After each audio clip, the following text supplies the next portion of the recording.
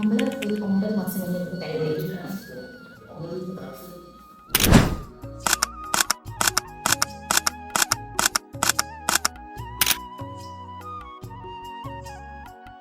So guys, നമ്മളങ്ങനെ Kunnathur മനയിൽ എത്തിയിരിക്കണം.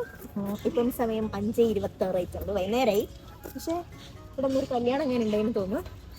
So ഗണപതിയൊക്കെ ഉണ്ട് കയറുന്നിടത്താണ്. അപ്പം എന്തായാലും മന ഒന്ന് ചുറ്റി കാണാം. ഞാൻ ഫസ്റ്റ് ടൈമാണ് വരുന്നത്. അച്ഛനും അമ്മയും വന്നിട്ടാണ് ഇവിടെ ബുക്ക് ചെയ്ത് പോയത്. കുഞ്ഞുസം വന്നിരുന്നു, അമ്മനുണ്ട് എൻ്റെ കൂടെ. അത് സെറ്റ് എങ്ങനെയുണ്ട്? നമ്മൾ പുറത്തുനിന്നേ കണ്ടു കേട്ടോ, നമ്മൾ നോക്കട്ടെ. ഓക്കെ, നമുക്ക് ഇച്ചിരി ഒന്ന് റിവൈൻഡ് ചെയ്ത് ബാക്കോട്ട് പോവാം. Jan 16, 2025 അന്നാണ് അച്ഛനും അമ്മയും ഇവിടെ നേരിട്ട് പോയിട്ട് ആദ്യമായിട്ട് കാണുന്നത്. അന്ന് എന്നെ ഒരെന്നെ വീഡിയോ കോളും ചെയ്തിട്ടുണ്ടായിരുന്നു. ഒട്ടും റേഞ്ച് ഇല്ലാത്തതുകൊണ്ട് എനിക്ക് നല്ല ക്ലിയർ ആയിട്ടെല്ലാം കാണാമായിരുന്നു. പക്ഷേ എന്നാലും അച്ഛനും അമ്മയ്ക്കും കുഞ്ഞൂസിനും ഒക്കെ ഇഷ്ടമായി എന്ന് പറഞ്ഞു. ഞാൻ ഉറക്കപ്പിച്ചിലാണെങ്കിൽ കുറച്ചു നേരം ഞാനും ഇരുന്ന് വീഡിയോ കോളിൽ ഈ മങ്ങിയ രീതിയിൽ ഞാനും എല്ലാം കണ്ടു. എനിക്കും ഇഷ്ടമായി കേട്ടോ. കല്യാണത്തിനെ പറ്റി എല്ലാവരെ പോലെയും എനിക്കും ഒരുപാട് ഡ്രീംസും സങ്കല്പങ്ങളും ഒക്കെ ഉണ്ടായിരുന്നു.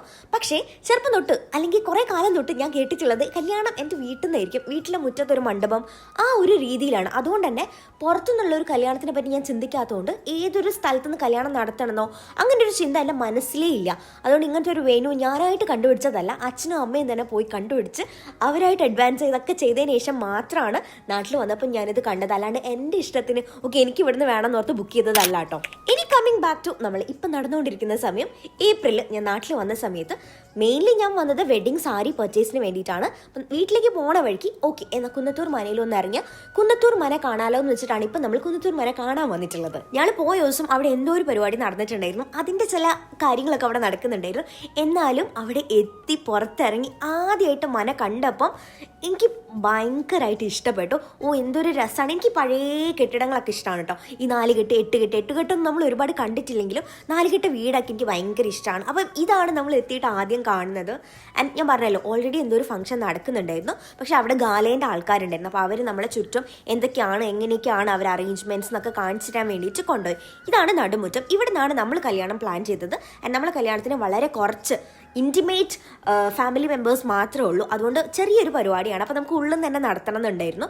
ആൻഡ് ഇങ്ങോട്ടൊക്കെ വന്നിട്ട് പിന്നെ പുറത്ത് ഒരു ഓഡിറ്റോറിയത്തിൽ പോയിട്ട് വലിയൊരു പരിപാടി നടത്തേണ്ട ആവശ്യമുണ്ടെന്ന് എനിക്ക് ഫീൽ ചെയ്തില്ല. ഇതാണ് അവരുടെ പുറത്തുള്ള ഓഡിറ്റോറിയം. ഇവിടെ എനിക്ക് തോന്നുന്നു 500-600 ആൾക്കാർക്കുള്ള ഫംഗ്ഷൻ നടക്കാൻ പറ്റും.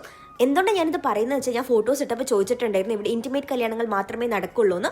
നടുമുറ്റത്ത് നിന്നാണെങ്കിൽ ഇൻറ്റിമേറ്റ് മാത്രമേ നടക്കുള്ളൂ, അതല്ലാണ്ട് പുറത്തുനിന്ന് ഇങ്ങനെ ചെയ്യാം കേട്ടോ. ഓൾസോ അവർക്കൊരു ലോൺ ഏരിയ ഉണ്ട്. പിന്നെ ഇവിടെ ഒരു കുളമുണ്ട്. കുളം അങ്ങനെ ഭയങ്കര നീറ്റായിട്ടൊന്നല്ല കിടക്കുന്നുണ്ടായിരുന്നത്, ബട്ട് ഇവിടെ ഒരു കുളമുണ്ട്. പണ്ട് അവരുടെ കുറേ ഫോട്ടോസിലൊക്കെ ഈ കുളത്തിന് ഉള്ളിൽ ഒരു കൊട്ടവഞ്ചിയൊക്കെ ഇട്ടിട്ട് ഫോട്ടോസൊക്കെ ഞാൻ കണ്ടിട്ടുണ്ട്. ഓക്കെ, എന്തായാലും ഇപ്പം അതില്ല. ആൻഡ് ഇവിടെ ടോട്ടൽ 18 റൂംസ് ഉണ്ട്. അപ്പം ചെറുതും വലുതുമായിട്ടുള്ള പല റൂംസ് ഉണ്ട്. അപ്പോൾ ബ്രൈഡിൻ്റെ റൂം അതല്ലാണ്ട് വരുന്ന ഗസ്റ്റിനൊക്കെ വേണമെങ്കിൽ ഇവിടെ തന്നെ താമസിക്കാമെന്നുള്ളതാണ്. ഓൾസോ നമ്മൾ തലേന്നത്തെ പരിപാടി ഇവിടുന്ന് പ്ലാൻ ചെയ്യുന്നതുകൊണ്ട് അതിനും നമുക്കൊരു ഏരിയ വേണമായിരുന്നു. അപ്പം ഇവരുടെ ലോൺ ഏരിയയിൽ നിന്ന് തന്നെ നമുക്ക് തലേന്നത്തെ ഇവൻറ്റ് നടത്താമെന്ന് നമ്മൾ പ്ലാൻ ചെയ്തു. ഇതാണ് അവരുടെ ലോൺ ഏരിയ. ഇവിടെ നമുക്ക് ടേബിളും ചെയറും ഒക്കെ ഇടാം. ഓപ്പോസിറ്റ് സൈഡായിട്ട് നമുക്ക് സ്റ്റേജ് ഇടാം എന്നൊക്കെ പറഞ്ഞിട്ട് ഏതാണ്ട് നമുക്കൊരു ഐഡിയ. അന്ന് നമുക്ക് വലിയ പ്ലാനൊന്നും ആയിട്ടില്ല. പിന്നെയാണ് ഹൽദി മാറി കാർണിവൽ ആയതൊക്കെ. അപ്പം അതിൻ്റെയൊക്കെ വിശേഷങ്ങൾ ഞാൻ വരുന്ന വീഡിയോയിൽ പറയാം. എന്താണെങ്കിലും നമുക്ക് രണ്ടുപേർക്കും എനിക്കും അവനും ഇവിടെ ഇഷ്ടപ്പെട്ടു കേട്ടോ. ഓൾസോ അവിടെ പുറത്ത് പിള്ളേർക്ക് കളിക്കാനുള്ള കുറച്ച് പരിപാടികളും ഒക്കെ ഉണ്ട്. എൻ്റെ എൻഗേജ്മെൻറ്റ് കഴിഞ്ഞപ്പോൾ തൊട്ട് തന്നെ മനസ്സിലുണ്ടായിരുന്നു കല്യാണം എന്തായാലും ഒരു കുഞ്ഞു കല്യാണം വേണമെന്ന്. അപ്പം അങ്ങനെയൊക്കെ മനസ്സിലുണ്ട്. ഓൾസോ ഗുരുവായൂരിന് താലികെട്ട് വേണമെന്ന് ആഗ്രഹമൊക്കെ ഉണ്ടെങ്കിൽ ഡെഫിനറ്റ്ലി നിങ്ങൾക്ക് ചൂസ് ചെയ്യാൻ പറ്റുന്ന ഒരു ലൊക്കേഷൻ തന്നെയാണ്.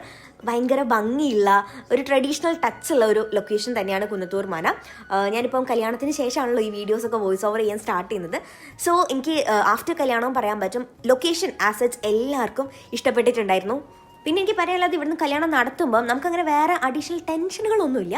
ഇവിടെ ഇൻഹൗസ് ആയിട്ട് 2 ഇവൻറ്റ് പ്ലാനേഴ്സ് ഉണ്ട്, അത്തം ആൻഡ് ഗാല. നമ്മൾ ചൂസ് ചെയ്തത് ഗാലയായിരുന്നു. അപ്പം ഗാലക്കാരാണ് നമ്മളെ 2 ദിവസത്തെ ഇവൻറ്റിൻ്റെ ഫുൾ ഡെക്കോറും ചെയ്തിട്ടുണ്ടായിരുന്നത്.